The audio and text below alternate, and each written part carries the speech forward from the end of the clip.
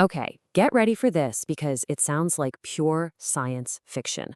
What if you could turn your own body into a high-tech factory that builds its own cancer medicine? Well, it's not sci-fi anymore. Today, we're diving into some incredible new research that could completely flip the script on how we treat cancer. Just think about that for a second. Forget all the complicated external treatments for a moment. What if a single injection could literally teach your immune system how to build its own army of super soldiers?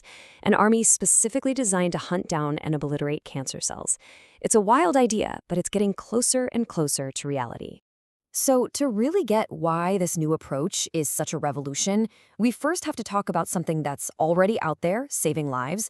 It's called CAR T therapy, and it is incredibly powerful. But, and it's a big but, it comes with some massive problems that have really limited who can get it. The basic idea behind CAR T is just brilliant.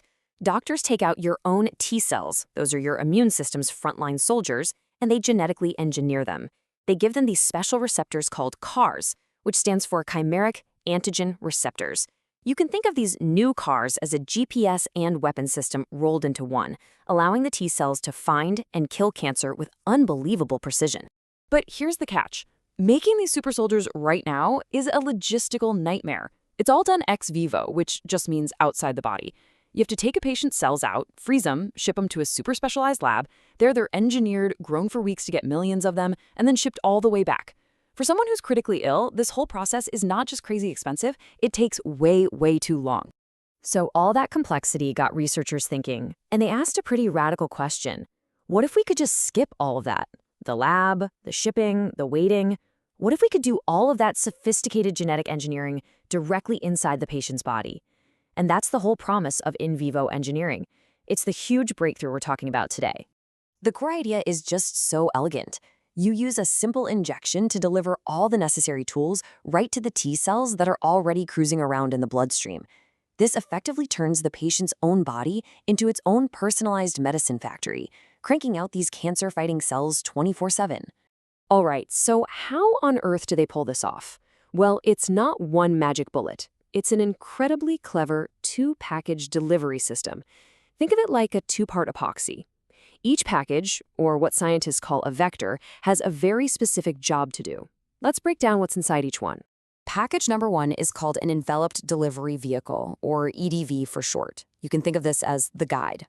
Its whole job is to find the right address, and in this case, that's the patient's T cells and nothing else.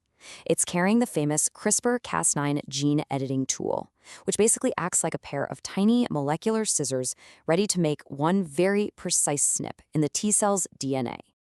Then comes package number two, an adeno-associated virus, or AAV. This is the carrier. So once the EDV has found the right T cell and made that little snip, this AAV swoops in and delivers the payload. And that payload is the new genetic code, the CAR software that gets pasted right into the T cell's DNA. Now, this isn't just any old virus. They've engineered its outer shell so it can sneak past the human immune system, which has been a huge roadblock for this kind of therapy before. But the precision here goes even deeper, and this part is so important. The system doesn't just cut and paste randomly anywhere. It targets a very specific spot in the T cell's DNA called the TRAC locus. Now, why there? Because by putting the CAR gene in that exact spot, they can be sure it only gets turned on in T cells, and that it's regulated by the cell's own natural on and off switches. This gives them incredible control, and it makes the whole process safer and way more effective. So, let's put it all together. Remember that ridiculously complicated 6-step process we saw before? This new in vivo method just blows it away. It's 2 simple steps. Inject the 2 packages, and then the engineering just happens, right inside the body. The complexity, the time, the cost, this approach could slash all of it. It's a total game changer. Okay, so it's a whole lot simpler. That's great. But is it actually, better? Well, the results they got from studies in mice are, frankly, stunning. This new method doesn't just match the old one. In head-to-head showdowns, it actually performs better. And this chart really tells the story. See, the old method was kind of like scattering seeds in a field randomly. Some would grow, some wouldn't. The results were pretty variable. This new method is like a master gardener planting a specific seed in the absolute perfect spot, that TRAC locus. This means you get uniform, regulated expression of the cancer-fighting receptors. And the bottom line, what does that all mean?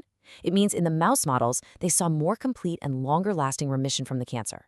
And this new army of T cells is incredibly versatile. It wasn't just a one-trick pony. In the study, it worked against a bunch of different cancers, blood cancers like leukemia and myeloma, and even tough-to-treat solid tumors. But here's what's even more impressive. The engineered T cells created a lasting memory. When the researchers re-challenged the mice with more cancer cells later on, their new and improved immune system was ready for it and fought it off all over again. This quote, straight from the research paper, just hits it home.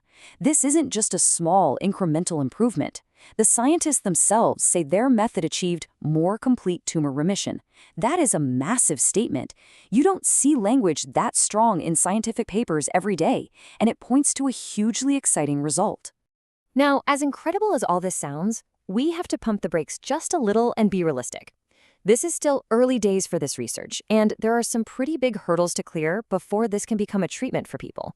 It's really important we understand what those limitations are. Okay, first and foremost, this was all done in mice, not humans, and that's a huge leap. Second, even with that stealthy AAV carrier, the body might eventually wise up and develop immunity to it, which can make a second dose down the road less effective. They also saw some minor off-target effects on other types of immune cells, and we still need to figure out exactly where these delivery packages go once they're in the body. These are all critical questions that need answers before we move forward.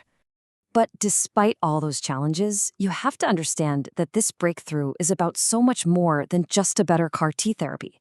This is a platform. It unlocks a completely new way of thinking about medicine. A future where we don't just give people drugs, we give their cells a new set of instructions to fix problems on their own. So what's next on the to-do list? Well, the obvious first step is testing this in larger animals to make sure it's safe. But looking beyond that, the possibilities just explode. Could this system be used to engineer other types of cells, not just T cells? Could it deliver totally different genetic payloads to fix other diseases, like autoimmune disorders or genetic conditions? The answers to these questions are really going to shape the future of medicine. And that leaves us with this one last amazing question to think about. We're right on the edge of being able to build these incredible biological factories inside our own cells. Today, the goal is fighting cancer. But what about tomorrow? What other problems could we solve? What other diseases could we cure by teaching our bodies to manufacture their own medicine? The potential is just immense, and we have only just begun to scratch the surface. Thanks for joining me for this one.